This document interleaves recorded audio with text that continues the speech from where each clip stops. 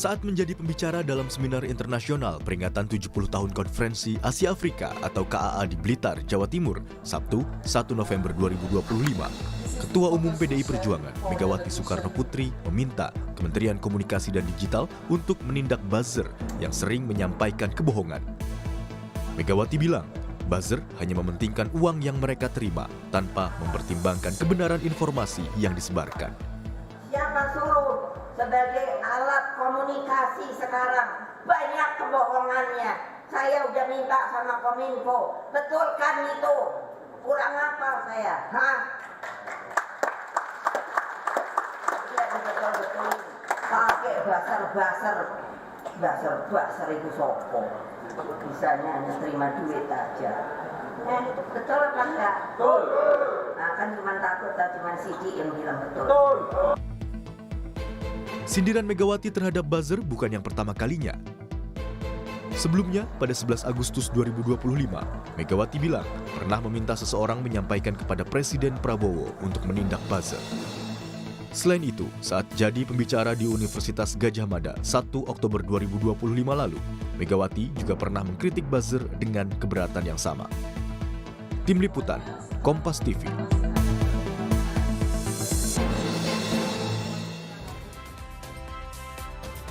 Ketua Umum PDI Perjuangan Megawati Soekarno Putri sudah beberapa kali menyindir buzzer dan meminta buzzer ditindak.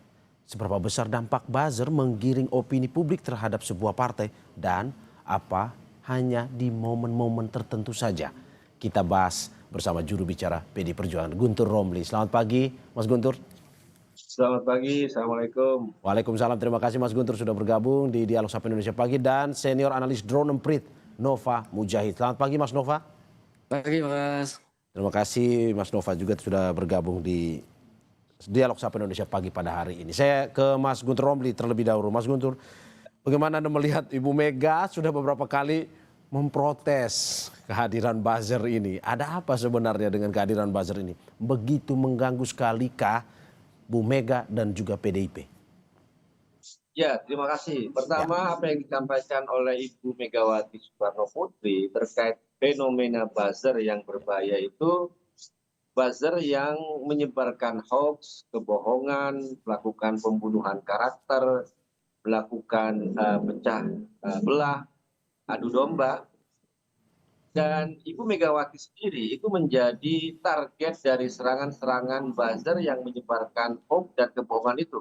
Ya. Kalau kita misalnya googling saja hoax tentang Megawati Soekarno Putri, pasti ada versi hoax terbaru itu.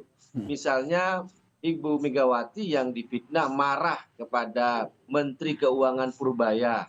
Ya. Itu kan hoax yang sekarang beredar. Ya. Dan itu juga disebarkan oleh buzzer. Ya. Atau sebelumnya ada fitnah kepada Ibu Megawati dipanggil oleh Prabowo terkait kasus korupsi. Atau dipanggil oleh KPK, ya, atau dituduh sebagai dalang demo akhir Agustus. Jadi kalau kita cek di Google bahwa banyak sekali hoax-hoax yang disebarkan oleh buzzer terhadap Ibu Megawati Soekarno Putri dan kepada PDI Perjuangan. Oke. Dan itu selalu munculnya berasal dari media sosial. Ya. Karena kami memang memberikan laporan secara lengkap ya terkait pemantauan media dan juga media sosial ke internal, apa saja hoax-hoax yang menyerang partai, yang menyerang Ibu Ketua Umum, yang menyerang Mbak Puan sebagai Ketua DPR, yang menyerang Sekjen, dan kami identifikasi bahwa hoax-hoax tersebut digerakkan secara terorganisir, secara profesional, dan tentu saja ini bukan gratisan, tapi ada upaya sistematik untuk membunuh karakter Ibu Megawati dan membunuh partai. Ya. Oke, Mas Guntur, berarti menyerang secara personal sekaligus juga fitnahan atau hoax berita bohong itu ya, yang dilakukan buzzer ini ya? Betul, dan itu digerakkan secara organisir ya. Misalnya di TikTok saat ini muncul kampanye hitam yang mendiskreditkan Presiden Soekarno. Ya, dengan isu-isu ya tentu saja tidak bisa dipertanggungjawabkan. Ya. Karena inilah yang menjadi keresahan Ibu Megawati sendiri. Begitu. Saya ke Mas Nova. Mas Nova, apakah betul dengan kegelisahan yang disampaikan oleh Mas Guntur Romli, terkait dengan serangan kepada Ibu Ketua Umum dan juga partainya sendiri. Ya, keresahan yang disampaikan Bu Mega dan tadi yang sudah dielaborasi Ya. oleh Mas Guntur itu sebenarnya berdasar. Karena kalau kita lihat dalam seminggu terakhir saja, Ya. konten-konten, komentar-komentar negatif terhadap PDIP dan Ibu Mega itu cukup cukup ramai di media sosial. Ya. Memang tidak setinggi percakapan, tidak terlalu tinggi ya, tidak setinggi sampai puluhan ribu gitu. Ya. Catatan kami ada lebih dari 3.900 dalam seminggu itu untuk untuk PDIP Ya. dan Bu Mega saja sudah cukup tinggi. Tetapi yang menarik menurut kami adalah interaksinya yang cukup tinggi. Dari 3.000-an itu interaksinya mencapai lebih dari 14 juta. Ya. Nah, kalau kita lihat interaksi tertingginya di mana, isinya itu ada pada komentar, selain juga share ya. Lalu kalau komentarnya memang seperti apa? Di situ ada justru sebagian besar komentarnya itu adalah kontra atau negatif terhadap pernyataan-pernyataan Bu Megawati. Lalu ada upaya untuk mendegradasi PDIP juga Pak Soekarno kayak seperti itu. Ya. Ya. Ini banyak sekali di kolom komentar. Nah, kalau kita lihat telisik lebih jauh lagi, siapa sih yang terlibat dalam percakapan-percakapan bernada negatif ini kepada PDIP dan Megawati? Memang mereka kebanyakan memiliki karakter yang khas ya. Misalnya followernya tidak terlalu tinggi. Lalu kalau kita lihat variasi akunnya juga sangat beragam. Artinya beragam itu satu hari mereka berbicara tentang jualan produk A, satu hari mereka bicara tentang kecantikan, dan pada hari berikutnya Oke. mereka berbicara tentang Ibu Oke, Megawati kayak gitu. oke, Mas Nova, sorry, saya potong. Apakah Anda mau bilang bahwa sebenarnya ini bersifat robot atau organik, ada manusia yang menggerakkan itu? Eh, Meskipun bot itu harus tetap ada manusia yang menggerakkan, Mas. Ya. Iya, jadi tidak sepenuhnya, memang tidak semua akun yang digerakkan atau tidak semua akun yang berbicara negatif terhadap Ibu Megawati dan PDIP, tidak semuanya adalah akun-akun bot. Tetapi akun-akun yang kecenderungannya ini memiliki akun-akun yang apa ya, yang punya kecenderungan untuk diberikan perintah seperti itu. Oke, isi serangannya apa, Mas, ke Bu Mega? Oh, macam-macam. Saya kira kalau narasi tadi Mas Guntur sudah banyak sampaikan. Ya. Saya ingin bicara tentang polanya atau narasi sedikit saja ya. Misalkan ada 3 yang paling banyak dibicarakan. Misalkan tentang si Padan Ligitan, itu sudah tentu tuh. Lalu juga tentang narasi keterkaitan PDIP atau Ibu Megawati dengan judi online. Itu yang kedua. Lalu yang ketiga yang juga ramai adalah tentang Ibu Megawati dan PDIP yang mengkritisi bagaimana Ibu Megawati dan PDIP menjalankan pemerintahan ketika Ibu Megawati masih jadi presiden, atau yang dianggap tidak demokratis di partai gitu ya. Ya. Tapi yang menarik menurut saya adalah narasi dan polanya. Narasinya berulang. Semisal narasi A disampaikan di kanal A, dan ini kemudian narasi yang sama disampaikan di kanal B, di kanal C, dan seterusnya. Jadi tidak ada narasi yang cukup kaya ya. Narasinya itu aja, tidak ada yang baru kayak gitu. Oke, Anda mau bilang bahwa narasinya tidak baru, yang penting ramai saja di media sosial ini ya? Kira-kira begitu, Mas. Oke, saya ke Mas Guntur Romli. Mas Gun, Ibu Mega sempat mengatakan bahwa buzzer ini biasanya terima duit saja. Apakah kita bisa mengartikan bahwa ada yang mengorkestrasi buzzer tersebut? Ya, tentu saja kami yakin, Mas, bahwa ketika kami melihat bahwa serangan itu secara sistematis, kemudian seperti yang sampaikan Mas Nova tadi, bahwa itu hanya konten satu yang diulang-ulang. Jadi buzzer ini kan semacam melaksanakan apa yang pernah diucapkan oleh Menteri Propaganda Nazi Hitler ya, Goebbels, itu yang bilang bahwa kebohongan yang diucapkan berulang-ulang suatu saat akan dianggap sebagai suatu kebenaran. Nah, fungsi buzzer itu menyebarkan kebohongan dan diulang terus agar suatu saat dia dianggap sebagai kebenaran. Dia benar-benar usaha untuk mendoktrin ya masyarakat. Padahal hanya satu isu. Dan kalau kita melihat ya bagaimana akun-akun yang sebelumnya dia jualan, nggak bicara politik, tiba-tiba komen secara aktif komen-komen politik di mana-mana. Dan kalau kita buka, Mas, website itu kan ada agensinya sendiri untuk bikin komen. Oke. Harganya 2.000 sampai 5.000 per komen, ya. Tinggal kalikan berapa, mana akun yang mau diserang dengan komen-komen. Ini kan agensi yang sangat terbuka kalau kita bicara soal buzzer, ya. Oke. Ini kan soal jasa yang Oke. bisa kita pesan konten di mana saja, kemudian disebarkan kemana saja, dan kami melihat bahwa ada upaya itu untuk mendiskreditkan Ibu Megawati, mendiskreditkan partai, mendiskreditkan Bung Oke. Karno. Oke. Kalau kita lihat konten-konten yang tersebar di media Oke. sosial, dan ini bukan organik. Mas Guntur, kalau memang ada yang mengorkestrasi seperti yang dicurigai oleh PDIP, apakah PDIP mungkin sudah tahu ini berafiliasi kemana sebenarnya? Ya kalau kami melihat ketika satu dua katakanlah ada konten yang kami laporkan, kemudian juga tidak ada tanggapan, ya. Kami melihat ini ada upaya bahwa ada backing, ya, dari kelompok tertentu yang mungkin punya jaring-jaring kekuasa, ya, di pemerintah saat ini, ya. Karena Oh, berada buzzer-buzzer di ini pemerintah saat ini? nggak bisa ditindak gitulah. Berada di pemerintah saat ini, kecurigaan Anda? Ya orang, maksud saya bukan pemerintahan dalam arti ya Presiden Prabowo, tapi ya mungkin ya yang ada di pemerintahan saat ini yang terancam dengan PDI Perjuangan pada tahun 2029 gitu kan, atau mungkin dari tokoh-tokoh kami sangat kritis terhadap orang-orang itu ya yang sekarang menjabat ya. Iya, iya. Dan kami lihat ke situ. Karena kami juga melaporkan seperti Budi Ari yang memfitnah PDI Perjuangan terlibat dengan judi Iya. online, sampai sekarang nggak ada itu kelanjutannya di Mabes Polri. Iya, iya. Ya ini kan udah resmi kami melaporkan Budi Ari, nggak ada kelanjutannya, apalagi kami hanya mau melaporkan buzzer-buzzer, ya. Ya kami semakin apatis ya bahwa ada upaya untuk sengaja membiarkan buzzer-buzzer ini menyebarkan fitnah, menyebarkan kebohongan dengan memanfaatkan jaringan-jaringan yang ada di pemerintahan, ya.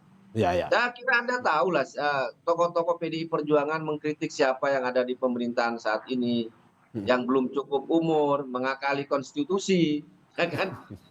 Dan kita lihat ya, kritik-kritik PDI Perjuangan tetap absah sampai saat ini, dan lingkaran-lingkaran orang itu ya, Iya, iya. sebelumnya bagian dari PDI Perjuangan kemudian kami pecat ya. Iya, Kita lihat polanya ke sana memang gitu loh. berarti PDIP Itu. punya data dalam arti pergerakan itu mengarah ke situ ya? Oh tentu saja Mas, kami Ya, bikin laporan secara rutin ya. Ya tentu saja kami juga memanfaatkan juga laporan dari eksternal seperti drone empit ya kalau yang terbuka laporannya. Tapi kami memantau media dan juga media sosial, ya khususnya hoax-hoax itu yang diproduksi polanya itu kemana kan kelihatan Mas. ya. Ada akun yang memuja-muja keluarga yang mengaku sebagai Raja Jawa, ya kan?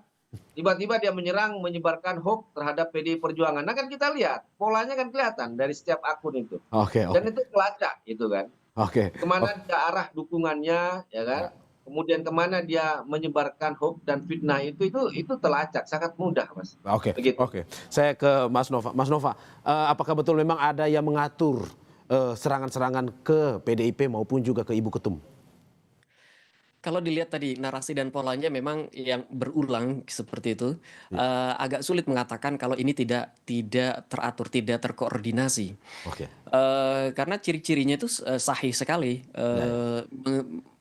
sesuai dengan ciri-ciri aktivitas yang terkoordinasi. Ya. Itu tadi ya, narasinya berulang kayak gitu, tidak ada kekayaan narasi.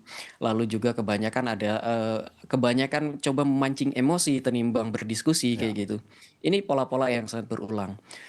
Lalu juga kalau kita lihat siapa-siapa saja akun-akun yang berbicara misalkan, itu ya pattern-nya itu masih dari tahun 2019, 2024 kemarin itu berulang sama gitu. Jadi agak sulit kalau mengatakan ini tidak ada yang mengorkestrasi. Ya. Tetapi mungkin pertanyaannya seberapa besar orkestrasinya. Nah, kalau ini yang kalau itu yang ditanyakan misalkan akan sangat sulit ya, Ya. untuk mengatakan berapa persen atau berapa banyak yang terlibat dalam orkestrasi. Karena ada juga akun-akun yang kita lihat memang adalah akun-akun biasa, akun-akun organik yang terlibat dalam percakapan ini.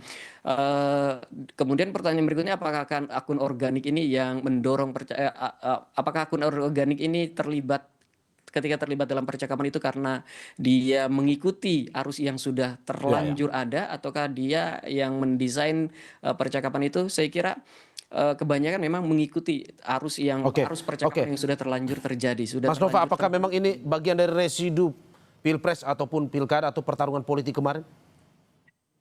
Kami melihat memang seperti tadi yang disampaikan Mas Guntur, itu ada seperti itu. Oke, dan apa maksudnya sebenarnya? Kan ini sudah selesai. Kalau misalkan tadi menyerang PDIP atau Ibu Ketua Umum, apa sebenarnya yang bisa Anda baca, analisis? Maksudnya untuk apa? Iya, saya kira begini ya, pernyataan-pernyataan seperti ini, pernyataan yang negatif kepada Ibu Mega itu biasanya muncul ketika ada, seperti yang tadi disampaikan juga, ketika ada kritik terhadap satu pihak tertentu ketika ada kritik atau ketika ada kebijakan-kebijakan yang dinilai tidak selaras gitu dengan garis partai gitu ya, garis partai. Nah, ketika itu terjadi, biasanya komentar-komentar negatif, postingan-postingan negatif ini muncul. Jadi saya kira kalau dianalisa apa sih yang melatar belakangnya itu, balik lagi ke situ tuh Mas. Apa yang dilakukan oleh PDIP, apa yang dilakukan oleh Megawati, direspon dengan cara-cara yang seperti itu, dengan cara-cara ada misinformasi, ada disinformasi, ada framing negatif dan sebagainya. Oke, saya ke Mas Guntur Romli. Mas Guntur, Ibu Mega bahkan sempat mengatakan bahwa saya sudah bilang ke Kominfo yang sekarang itu namanya Komdiji untuk membereskan ini, tapi tidak selesai-selesai. Nah, kalau misalkan dari apa yang diketahui oleh PDIP, ini tidak selesai karena memang tidak selesai atau karena susahnya membereskan buzzer ini? Ya, kalau kami kan memang ada kesengajaan untuk dipelihara, Mas, buzzer itu ya.